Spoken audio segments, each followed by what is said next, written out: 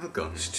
You are now hearing the voice of Fred. Okay, welcome to the Oedipus Rex 2025 special edition movie commentary. I'm Steven Zurita, director, actor, visual effects, everything in between.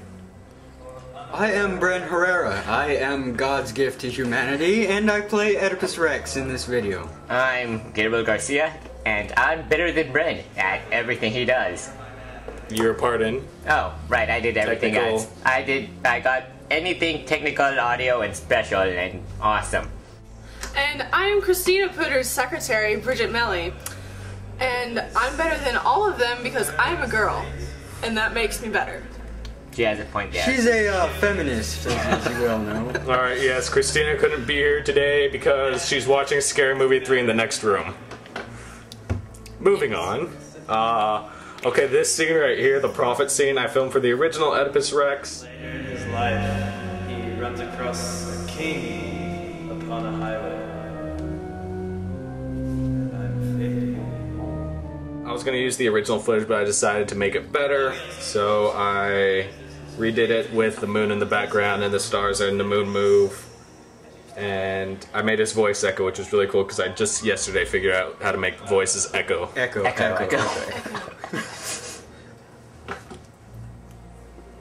And I feel sorry for the person who's going to be listening to this. the movie begins. Yes. Awesome music, which I found. This is basically like my music and Bren's music combined here. And I found, Oh, that's me. of course, the great audio man. The credits that take up half the movie. Yeah, Jeremy couldn't be here today. Jeremy couldn't make it. He had to save the Matrix. Yeah, that's me. I think I deserve the longest credit since I did pretty much everything. Yes, No, you the bodyguard. don't. No one cares about you. Ouch. I didn't hit you. Yes, Matt and Zach. They are also in the The other room all too watching. necessary human blood resource of the movie. Johann the Sphinx. He's supposed to devour himself at the end, but we couldn't do that. Instead, we gave him a Green Day shirt and made him blow up.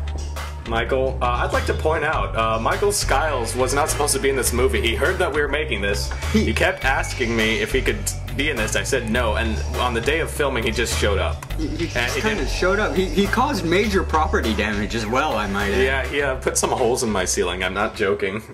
I can show them to you. And, here I am in Steven's ranch. And I couldn't stop it. Are you really that drunk? What do you want? Who said that? Oh, I have to tell you of your fate. Also, same guy as the prophet before. Okay. I tell you of your fate, because... I was gonna add an echo into this, but since Bren's in it, and like right here, it's Bren talking and him talking at the same time. It's kind of weird talking into the darkness of Steven's ranch. Yeah, he was talking to no one. Halfway, I was expecting someone to answer back, at which point I would have gone and ran inside. Sad part is you're used to talking to yourself, but Yes. Yeah, I wrote this script like months after we filmed it, and it took me about a couple days to put him in there. Because of that, I come with the warning of your fate. He's supposed to be blah, blind. blah, blah. Okay. He's supposed to be blind, but he was reading the script right there. But it's supposed to look like he's reading Braille. How does it look like you're reading Braille? No, Well, yeah, no one can see me that. You know, where you use your fingers, except you can kind of tell that he's looking down at the paper.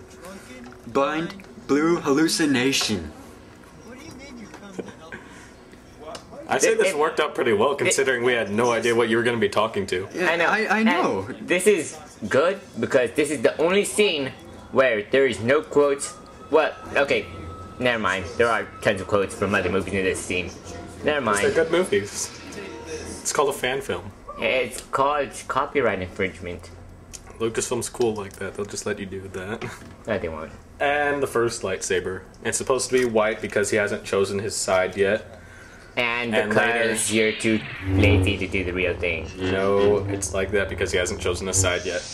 But This is actually- he already knows what side he's going to be on. No, he has a choice. No, not he as did- of this point. Gabe. What part of your destiny is sealed? Do you No. not have... Gabe, you weren't listening. Yes, I was. This is my ranch also. Here's my ranch. It's Bigfoot. While filming this, we made an allusion to Bigfoot walking through the woods. That would be him right there. Or the Blair Witch Project. Or that. Didn't Christina say that The Blair Witch. it was the Blair Witch? Yeah. Yeah. Okay, don't put your hand in front of the mic. Alright, and Here's this is from a movie. You might have seen it. It's called Star Wars. Notice that there's 2 suns, and in the next scene there's only 1. Yeah, it's behind Brent. I flipped the image, but you can still see it. I just put this in for kicks, and then to have Brent ruin the moment in a couple seconds. 1 sun. No, that's 2. Whoa! A house! That's convenient. Kind of anticlimactic after that music played from nowhere, though. Oh, it's Neo. I don't know what was up with my voice. I just kind of James Bond. had an accent on my mind, and I just kind of went with it. I still like this scene though. It's like you're strangers and you're both hostile. Especially with this knife. Say it so. Which I'd like to point after I went in, when I was going inside to, go inside and eat. Bren was at the window with the knife pointing at me, and I nearly fell off. You nearly punched through the window at me. I was laughing about that for the rest of the night. This will be our loft upstairs, which is really small. Yes. You can see in the background downstairs, Johan and Matt playing Super Mario Strikers, and Zach playing The Sims.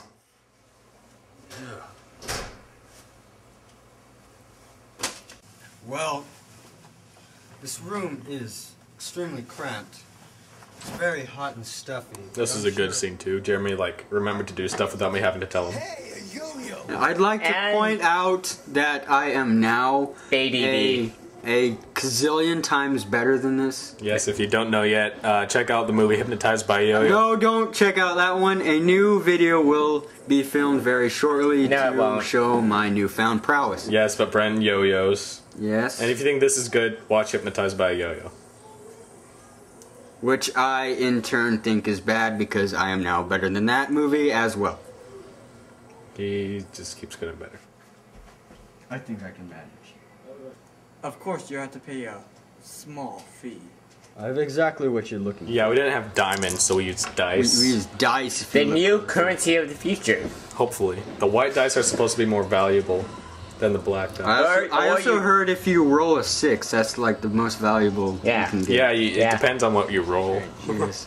By the way, what brings you out here? It's a long story. The longest flashback ever. Yeah, you kind of forget you're watching a flashback after this. Michael Scott's out the window. Dude, that would make a great special feature. This is at my school's cafeteria. Tell him about the ghost.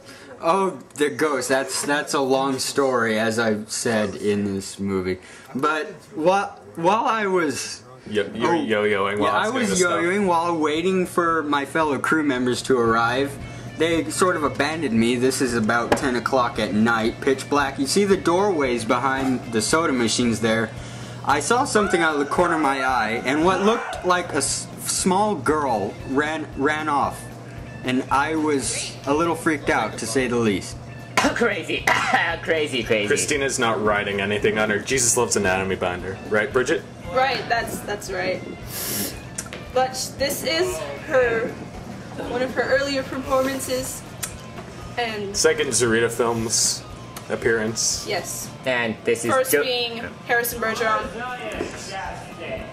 And this is Joseph. He couldn't be with us because he died of alcohol poisoning shortly after. Yeah, he's really drunk. Okay, no, he's not, but he did a pretty good job. Yeah, with the whole spitting water and stuff. I was motioning to Christina, you gotta walk faster right here, so she starts walking faster.